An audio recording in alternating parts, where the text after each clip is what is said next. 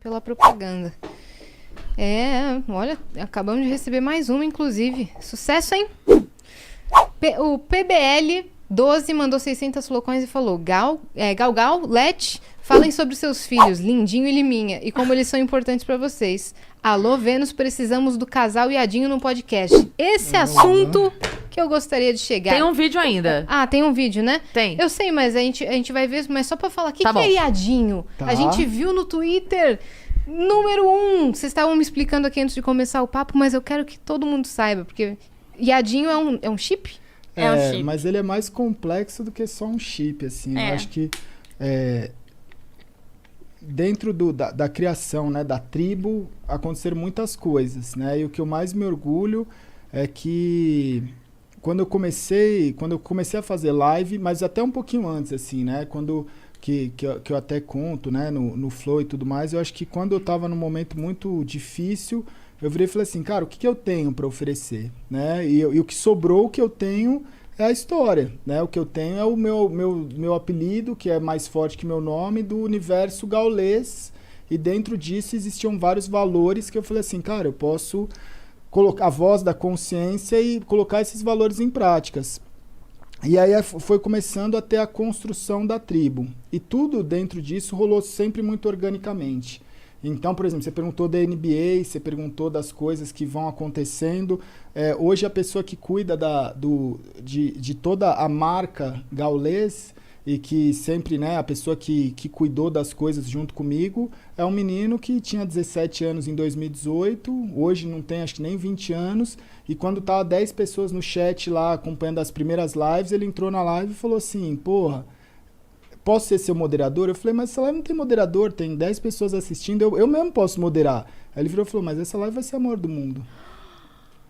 E aí eu virei e falei assim, cara, então você é bem-vindo, você vai ser o meu primeiro moderador, o Brecht, né? Caralho. Que louco, velho. Quando eu virei e falei assim, eu não tenho os direitos de transmissão para transmitir nada. Eu não consigo transmitir um grande campeonato, eu não consigo transmitir a NBA, não consigo transmitir nada. Já era uma vontade sua? Já era uma vontade de fazer. Quando eu comecei a olhar as transmissões que tinha na época, eu olhei e falei assim, eu não estou assistindo algo que eu gostaria de consumir. Então eu posso ficar reclamando disso, ou eu posso tentar criar algo que gostaria de consumir. E aí eu parti para esse segundo ponto de virar e falar assim, cara, eu preciso criar alguma coisa que seja acessível para mim. E aí eu virei e falei assim, mano, existe os melhores jogadores eu não consigo transmitir, mas os piores eu acho que eu consigo. E aí eu virei no chat e falei assim, cara, eu quero fazer a rinha dos pratas. Então eu quero transmitir partidas do pior jogador possível e transformar nisso num conteúdo legal. E aí no chat, de todas as pessoas que tinham no chat, eu vi um que o nick dele era Viadinho, e ele escreveu lá tal, eu falei assim, cara, é você, né? E aí eu selecionei ele dentro de vários lá, que já na época a stream já estava até com números legais, e aí eu comecei a fazer as rinhas de prata com o Viadinho. E aí esse menino, eu não sabia o que acontecia, porque ele jogava super mal, acontecia as piores coisas com ele dentro da partida, ou ele errava tudo, as pessoas brincavam achando até que, pô, isso é o quê? É um ator contratado? Não é possível que a pessoa tá fazendo isso. E aí aconteceu que eu virava e falava assim, mano, quando eu fazia a transmissão de algumas partidas que eu conseguia, né, seja de um campeonato que tinha os direitos de transmissão livre, seja de alguma coisa, como eu tinha um contato com os jogadores, eu falava assim, mano, eu vou fazer a entrevista pós-jogo que pode ser algo que vai agregar na minha transmissão. Sim. E aí eu ligava pro jogador que tinha acabado de ganhar e trocava uma ideia com ele. E aí quando eu trazia a rinha de prata, o pessoal falava, entrevista o Viadinho, entrevista o Viadinho, entrevista, e eu falava assim, cara, vou tentar. E aí eu mandava uma mensagem pra ele e falava, mano, não tenho microfone, eu não tenho fone, não dá pra eu falar. E eu fazia a entrevista dele por chat. E o pessoal falava, então dá o fone pra ele, a gente junta, vamos dar o fone pra ele. Ele falava, mano, não quero fone. Tipo, tá tudo bem. E aí foi passando. Um belo dia, ele virou e falou assim, cara, vai ter a live do Viadinho na Twitch. E ele criou o canal dele e fez, eu já falei algumas vezes, fez pra mim a melhor live de estreia na história de um canal da Twitch, pelo menos aqui do Brasil, eu nunca vi nada igual. Ele fez uma primeira live que foi, né, lembra? A gente sentou na sala e não acreditava o que a gente estava vendo. Era inacreditável. Era inacreditável. E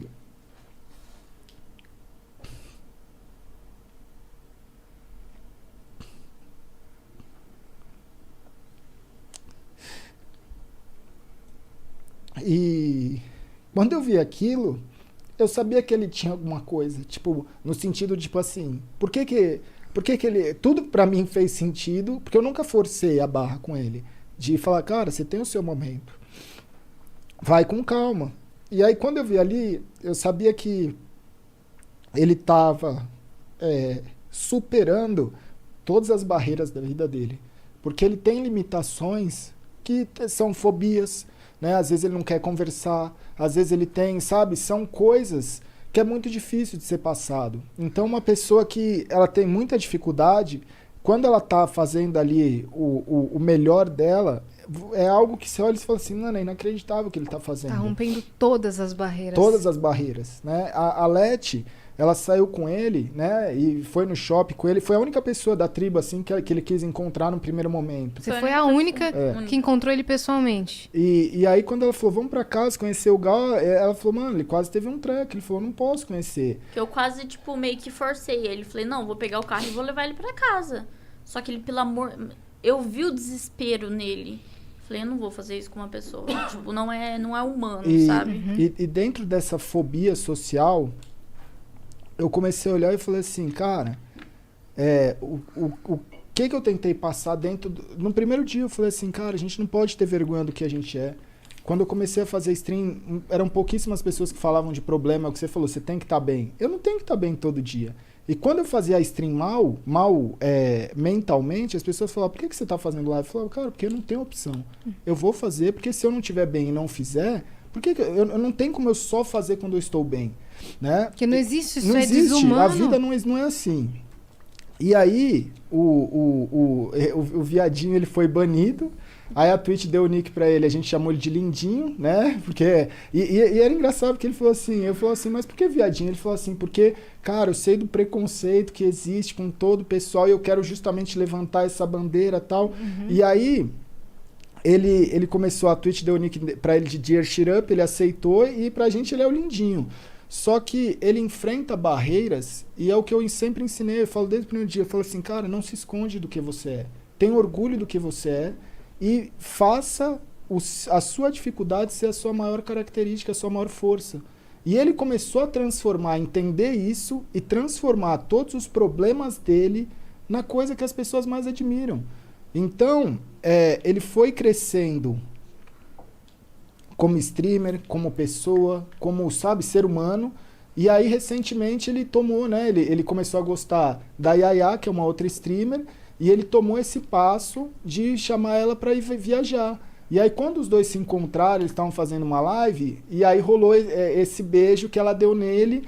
Então, ali são várias barreiras sendo quebradas, que quando eu olho aquilo, eu falo assim, cara, isso é você mudar vidas. Sim, com certeza. Sabe? Isso é você poder mostrar para milhares de jovens que ele não precisa ter vergonha do que ele é. Pode se que o influenciador da vida dele não é um influenciador perfeito. Não é o cara sempre que é 100% inteligente, ou 100% bonito, ou 100% feliz todo dia. Né? Então, eu acho que todos os personagens, que não são personagens, são pessoas reais. A tribo é composta por pessoas reais. Esse é o meu orgulho. Porque as pessoas elas estão ali sendo elas mesmas e pegando os defeitos dela e enaltecendo. Então, quando você olha, você fala assim, cara... Por que essas pessoas fazem sucesso? Tanta gente perguntava e falava assim, por que essa pessoa faz sucesso? Eu falo, mano, você nunca vai entender. Porque você está achando que sucesso é uma coisa. E sucesso é você poder ser você mesmo. Isso é o sucesso nos dias de hoje. E é o que a gente é. Então ali a gente acaba sendo nós mesmos e enaltecendo esses valores de ser humano normal. Se você tem um problema, você não vai fugir desse problema. Você vai utilizar esse problema. Então, hoje, quando eu olho... São tantas coisas, né, dentro das pessoas que fazem parte que representam as milhares de pessoas que às vezes não estão ali na frente da câmera, mas estão enfrentando o seu problema. Né? Sim, cria uma identificação. Porque existe muito preconceito. A gente deixa isso tudo mais leve, mas o preconceito está ali o tempo todo. Sim. Eu sei que tem muitas pessoas que entram na live dessas, né, da tribo, e não aceita que a gente faz sucesso, não aceita que a gente vence, não aceita quem a gente é. E olha e fala assim, porra, mas por que esse cara tá conquistando tudo isso e eu que sou tanto melhor que esse cara não consigo? E eu falo assim, isso é vitória pra mim. Isso é o que eu quero pra minha vida. Que essas pessoas vençam cada vez mais. Sendo quem elas são. Sendo quem elas são. Maravilhoso. Maravilhoso. Então, por isso que teve toda essa repercussão, né? Porque você não imagina. Nossa, eu perguntei numa inocência de saber que era o casal. Eu nem sabia que tinha toda essa história Muito por legal. trás.